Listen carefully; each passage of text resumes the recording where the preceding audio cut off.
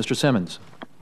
Chairman Thune, Ranking Member Nelson, members of the committee, thank you so much for inviting me here today to discuss how Congress can update our Internet laws to ensure vigorous broadband investment and an open Internet for the future. My name is Tom Simmons. I'm the Senior Vice President of Public Policy for Midcontinent Communications. Midcontinent is the leading provider of cable television, telephone, high-speed Internet access, cable advertising services in North Dakota, South Dakota, and Minnesota. Our communities vary in size from densities of 5 to 116 homes per mile of cable plant, and their population ranges from less than 125 in Dodge, North Dakota, to more than 160,000 in Sioux Falls, South Dakota. Our mission is to ensure that the rural communities we serve are at the leading edge of technology. The FCC's decision a decade ago to regulate Internet service only lightly encouraged Midcontinent to invest nearly $400 million in our networks over the past 10 years. We recently doubled our customers' download speeds, and just this past November, we unveiled our new Gigabit initiative, which will make gigabit Internet speeds available that are 5 times faster than our current best and about 35 times faster than the average high-speed Internet access speed in the country today. Once complete, Gigabit Internet access will be available to the majority of our customers, including those in some of our most rural areas of the country. And we're not alone in our investment. Since 1996, ISPs have invested $1.3 trillion in their broadband networks. Last year, ISPs invested more in America than any other non-financial sector. Today, more than 85% of U.S. homes have access to networks that can achieve 100 megabit speeds or faster. The overall Internet economy in the U.S. supports 869,000 jobs. In 2014 alone, Midcontinent's customers' bandwidth usage increased by 77%. And bandwidth consumption is doubling for us every 15 months. Midcontinent has a tremendous business incentive to invest, but not if we're subjected to regulation that limits our ability to innovate. Midcontinent supports the draft legislation. It would establish basic principles of Internet fairness and set this country on a path to regulatory certainty and stability.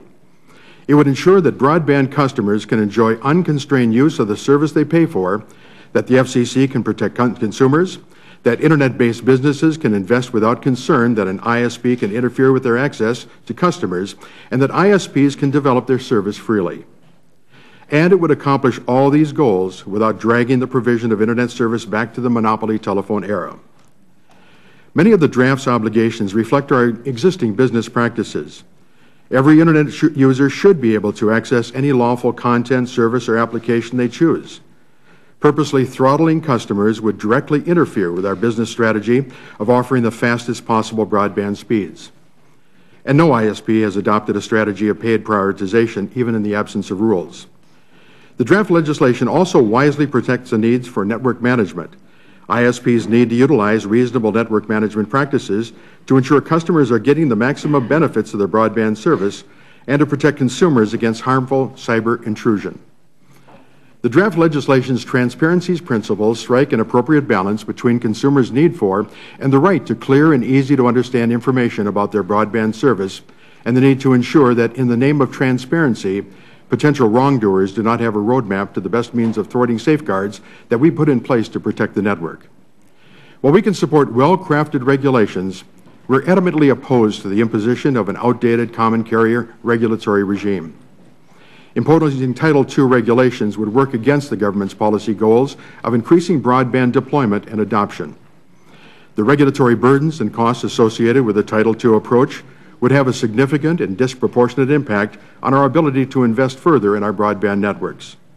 Title II proponents often point to the FCC's forbearance authority, which is intended to allow the FCC to alleviate some of Title II's regulatory burdens as a simple solution to our concerns.